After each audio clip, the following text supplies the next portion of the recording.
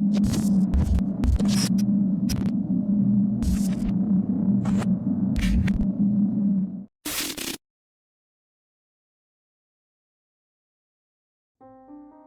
had no idea how long we had been traveling.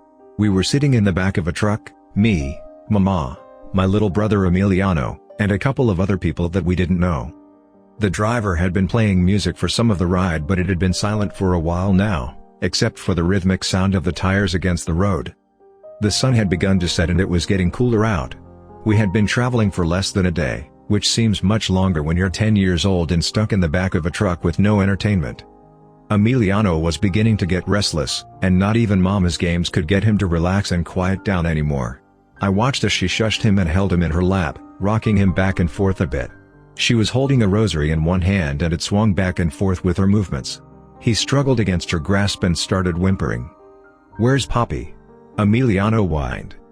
"He's going to meet us later, he couldn't come with us today," Mama replied. I knew she was lying. Papa wasn't coming. He had hit Mama too many times and she had finally reached her limit.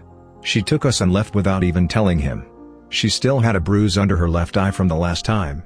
He had to have found out we had left by now, and I tried to think about how he was reacting.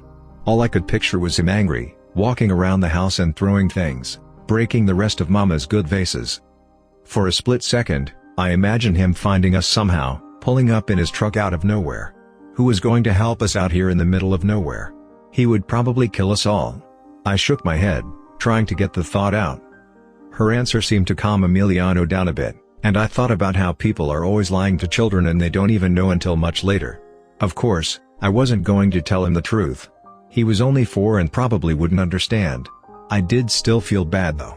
He was too young to realize that Papa was a bad man, and I hoped he was too young to remember the way he treated Mama. I looked around at the other people in the back of the truck. There was an older couple sitting next to me, one other man, and one other woman. They were staring at Emiliano, probably wondering if he was going to start whining again. I was a little worried, mainly about what might happen if Emiliano couldn't be calmed down. Before we had left, Mama told us that we had to be on our best behavior and be quiet during the ride. She had warned us that it was going to be a long ride, but she said it was going to be worth it. Mama had been talking about moving to the States for a while now. I would overhear her when she would talk on the phone with her sister Paloma, who already lived in the States with her wife and my cousins that I hadn't met. Mama had told me about them though. She said they were twins my age and that they were excited to meet me. I was excited too.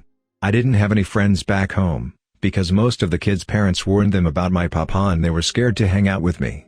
I didn't blame them. I was also afraid of him.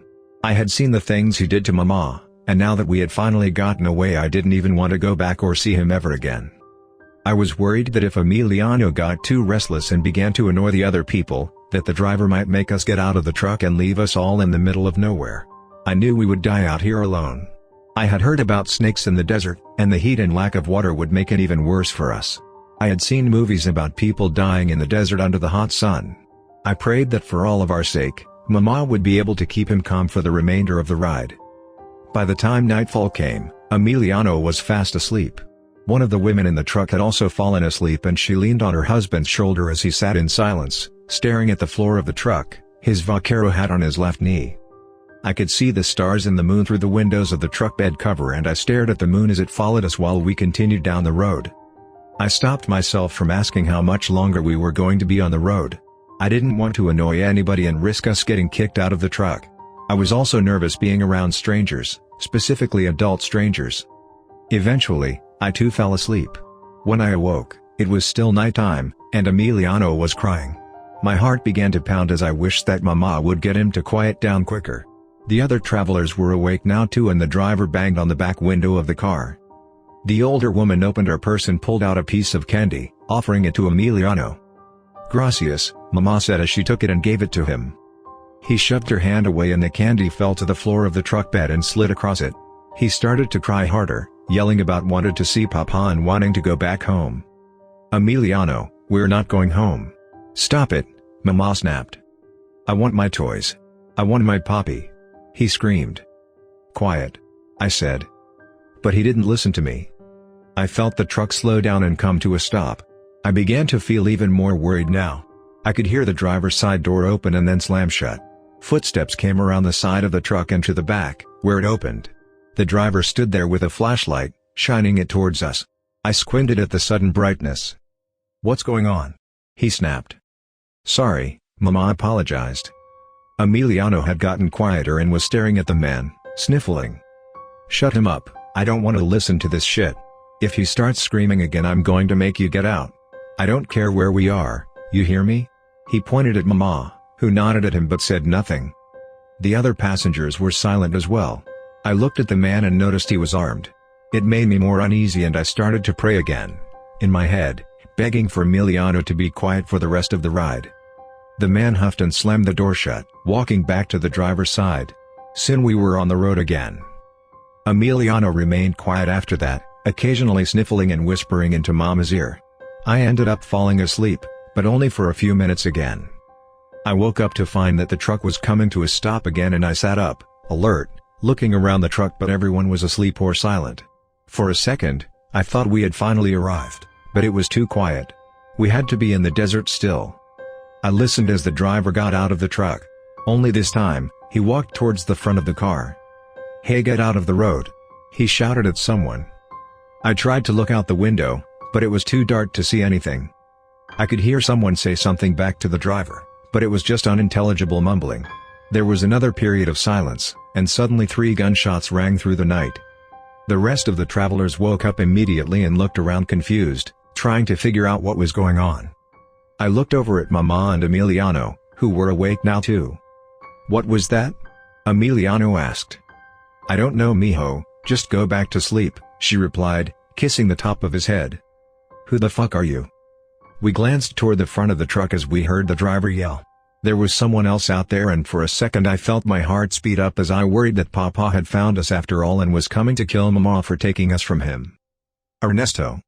I looked over at the younger woman as one of the men stood up and made his way to the exit, opening it up and sliding out. The woman followed him, but he pushed her back into the truck and shook his head as he walked towards where the driver was. I listened to his footsteps as they crunched down on the road. Suddenly, his pace picked up and he took off running, away from the truck. "Ernesto!"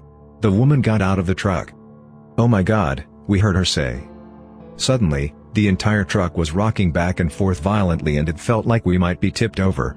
Emiliano started crying again, and the older couple started screaming. Only Mama and I were silent. The truck rocked back and forth a few times before it finally stopped moving. "Everybody get out of the truck!" the driver yelled. Mama got up and pushed me towards the exit and I jumped out. I looked around at the desert that surrounded us while the rest of the travelers got out of the truck. There were some hills to the left side of the road. It was colder than I had thought it would be, and I could see the driver standing a few feet away from the truck, shining his flashlight around in the night frantically. He held his gun in his other hand, ready to shoot again. "Emily." I turned to see Ernesto, running back towards us from the direction of the hills. The woman, Emily, sighed and ran to him. "Stop!" the driver shouted as he ran over. Emily ignored him and ran up to Ernesto, hugging him. She pulled away and looked at him, and then she began to scream. I watched as Ernesto backed away from her and she fell down. The driver shot at Ernesto 2 more times, and Ernesto ran back towards the hills at an inhuman speed. It was then that I saw the body and realized that the person we had just seen was not Ernesto. The real Ernesto was lying on the road near the truck, face down, dead. "What is happening?" the old man asked the driver. "There's something here. A demon or something. I don't know what it is. It looked like my mother at first, but it's not." Mama reached over and grabbed my arm, pulling me towards her. "We should leave then, 2 of us are already dead," she said. The driver continued to shine his light towards the hills, searching. "No, we can't. It won't let us, I have to kill it." "Have you seen this before?" the old woman asked. The driver nodded. 5 years ago. I heard fast footsteps off towards the hills. They sounded like they were running back and forth across the area. "Get back!" the driver yelled. I saw something head towards us from the hills at full speed. Mama yanked me to the side and I fell, bringing her and Emiliano down with me. "Dios mío," the old woman walked over and helped us up. "Get in the truck." The old man grabbed me and threw me back into the truck as the woman climbed in after me. I leaned over the edge to look outside as the driver fired another shot into the night. He made his way back towards the truck slowly, scanning the area as he did. Mama climbed into the truck after me. "Where's Emiliano?" she asked, looking around. I shrugged. "I thought he was with you." "Emiliano!" she yelled, climbing back out of the truck. I tried to follow her out, but the old woman stopped me, and I watched from the inside of the truck. I looked around and I saw Emiliano in the distance. "Emiliano!" I shouted.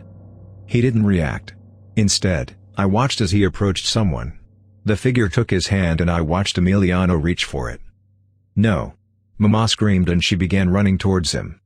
Emiliano grabbed the figure's hand and he fell suddenly, and the figure continued to drag his limp body away. Mama was crying and screaming and the driver picked her up and threw her into the back of the truck.